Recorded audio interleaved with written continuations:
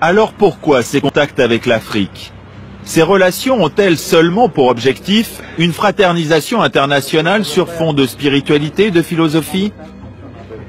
François Stéphanie nous laisse filmer une rencontre avec les représentants de plusieurs obédiences africaines. La cérémonie se déroule dans les salons feutrés d'un grand hôtel parisien. À cette occasion, les différents dignitaires apportent à François Stéphanie des messages de paix de leur pays. Là, c'est le représentant de la Grande Loge du Burkina Faso qui apporte une enveloppe. François Stéphanie nous expliquera plus tard qu'il s'agit d'une invitation pour une cérémonie religieuse. Le grand maître glisse l'enveloppe dans la poche de son tablier. Le défilé continue. Le frère qui se présente maintenant n'est pas n'importe qui. Nous recevons le très respectable frère Jean-Dominique Okemba, représentant du grand maître de la Grande Loge du Congo.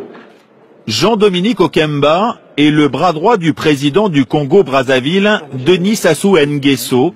Il apporte un message de son président qui est aussi le grand maître de la Grande Loge du Congo. François Stéphanie est content d'insister sur l'amitié qui le lie à l'Afrique. C'est une missive, donc, comme on voit le très respectable grand maître Denis Sassou Nguesso, qui est par ailleurs donc président de la République du Congo-Brazzaville, et qui vous donne la nature des préoccupations que l'on partage avec nos frères africains, dont vous avez pu voir que la chaleur n'est pas feinte et que nos relations n'ont rien d'ambigu. Et comme les petits cadeaux entretiennent l'amitié, le président du Congo n'a pas dérogé à la règle. C'est la plus belle tradition. Ce modeste cadeau, n'est-ce pas, que nous amenons pour marquer notre C'est très gentil, c'est très très gentil. Il y a quelques années, la Grande Loge nationale française a carrément loué le palais des festivals à Cannes pour une montée des marches inédite. En guest star, des présidents africains francs-maçons.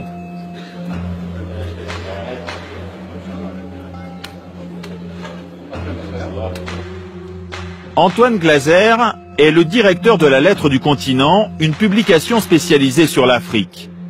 Nous lui avons montré ces images. Ah bah tiens, c'est le président Omar Bongo du Gabon. Un grand maître de la Grande Loge du Gabon.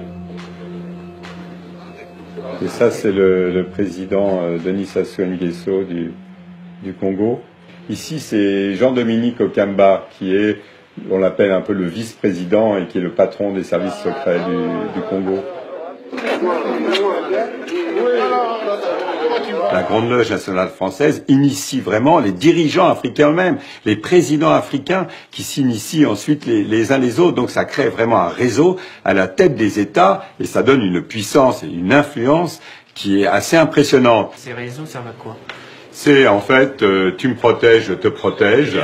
Lorsqu'il y a des contrats, si tu es frère, un fils de lumière, ou si tu es dans une loge, ou si tu es dans mon obédience, si tu es un frère, tu auras le contrat. Mais à la Grande Loge nationale française, on réfute cette réputation d'affairisme qui colle à l'obédience. On m'a invité à l'Élysée, j'ai dit ça.